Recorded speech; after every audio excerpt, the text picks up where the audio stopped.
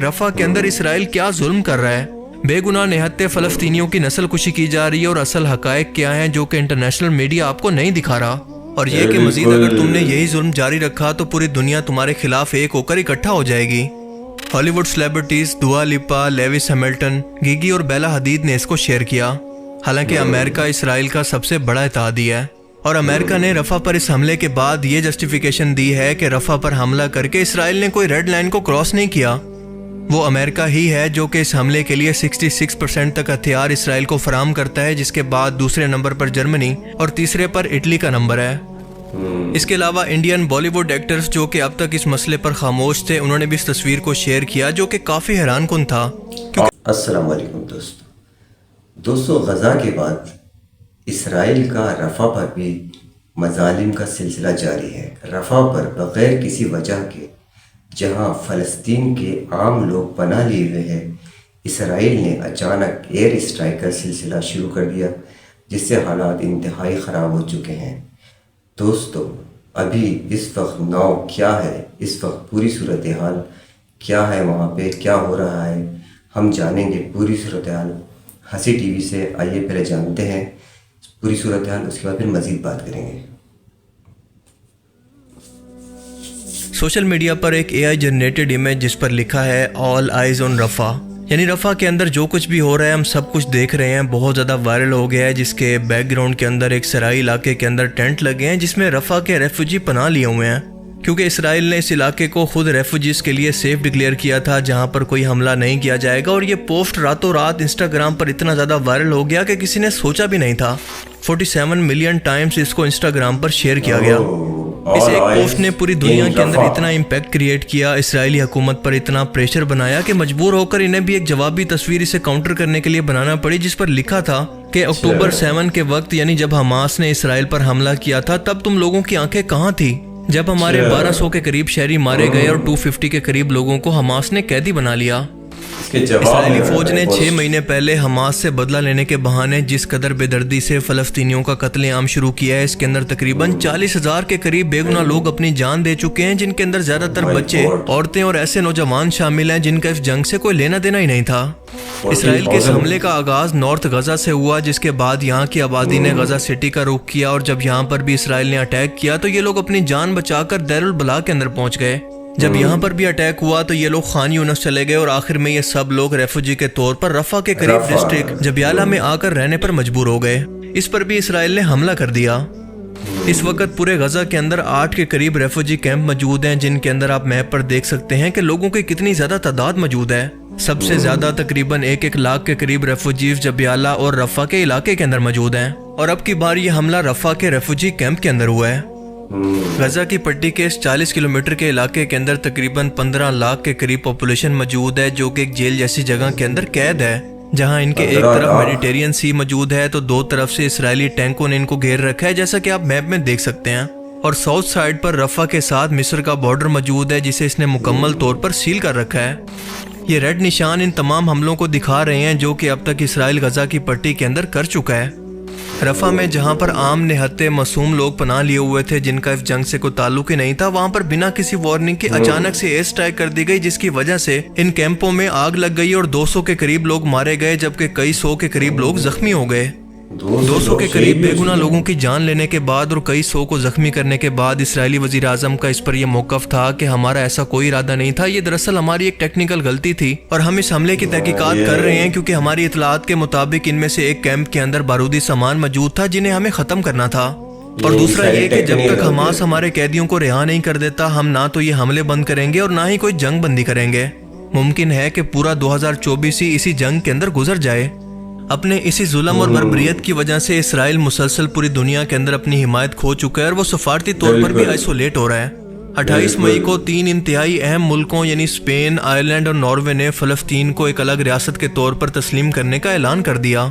United nation نے بھی قرارداد پاس کی کہ بس اب بہت ہو گیا، اب اسرائیل کو یہ جنگ روکنا ہوگی، جس کے احتجاج میں اسرائیلی یونائٹڈ نیشن کے ایمبیسیڈر نے UN چارٹر کی کاپی تک کو کرش کر دیا تھا۔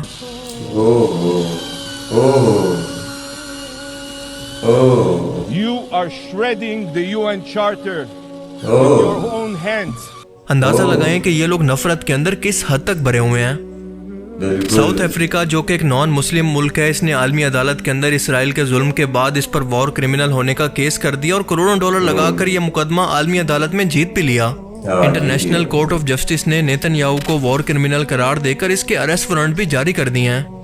اب اس فیصلے پر عمل ہو یا نہ ہو، لیکن دنیا نے فلسطین کا ایک الگ ریاست ہونے کا مقدمہ قبول کرنا شروع کر دیا ہے۔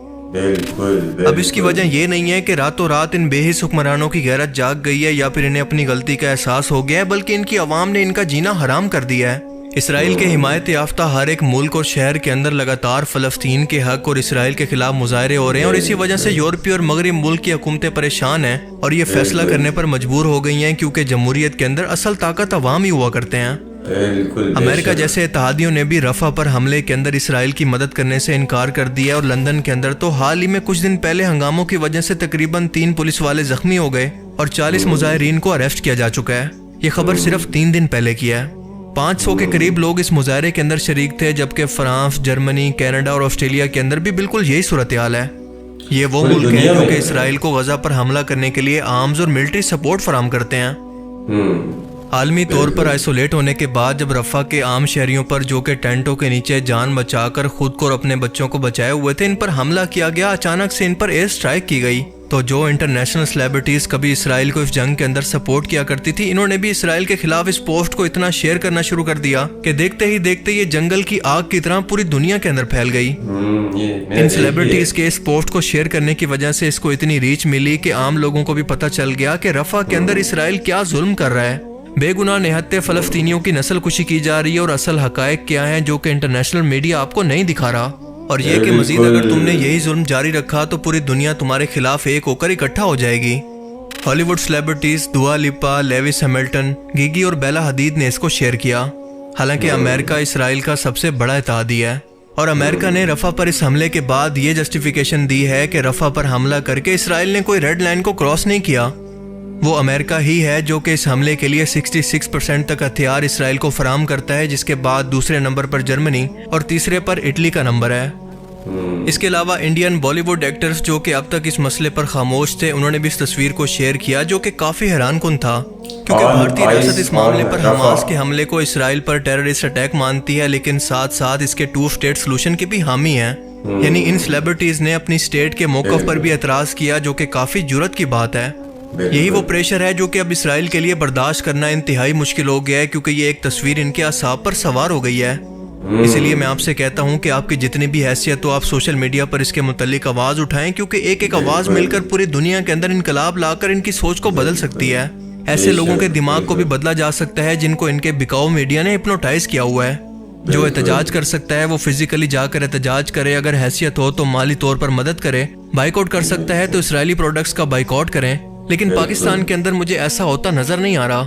میں آپ سے اپنا کل کا ہی پرسنل ایکسپیرینس شیئر کرتا ہوں کہ کل مارکیٹ جانے کا اتفاق ہوا تو KFC کی فرنچائز پر رش اور گاڑیوں کی تعداد کو دیکھ کر مجھے اپنی آنکھوں پر یقین ہی نہیں آیا کہ ہم مسلمان بحیثیت قوم اتنا بے حس کیسے ہو سکتے ہیں، پر ایسا ہی ہے۔ ریاست کی طرف سے تو ہمارے پاس اتنا حق بھی نہیں ہے کہ ہم اپنے ملک کے اندر اسرائیل کے خلاف اور فلسطین کے حق میں احتجاج بھی ریکارڈ کروا سکیں۔ سعودی عربیہ نے تو ویسے بھی اسرائیل کے خلاف کچھ بھی پوسٹ کرنے پر پابندیوں اور سزا کا اعلان کر دیا ہے، لیکن یاد رکھیں کہ یہ سب کچھ تاریخ کا حصہ بن رہا ہے، اور ہماری آنے والی نسلیں ان حکمرانوں کو اور دنیا کی اس بے حسی کو کبھی بھی نہیں بھولیں گی کہ ہمارے رسول صلی اللہ علیہ وسلم تو ہمیں ایک جسم بنا کر گئے تھے، لیکن تم نے ہمیں اس مشکل وقت کے اندر اکیلا چھوڑ دیا۔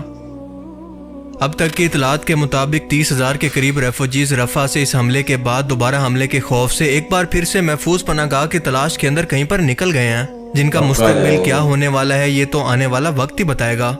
لیکن تب تک آپ نے اور میں نے اپنے حصے کا فرض ضرور پورا کرنا ہے، کیونکہ جتنا ہو سکے اپنی آواز کو بلند کر کے یہ بتانا ہے کہ آپ حق کے ساتھ ہیں، اپنے مسلمان بہن بھائیوں کے درد کے اندر شریک ہیں، اور ہم تم لوگوں کو بھولے نہیں ہیں، ہم ہمیشہ تمہارے ساتھ ہیں۔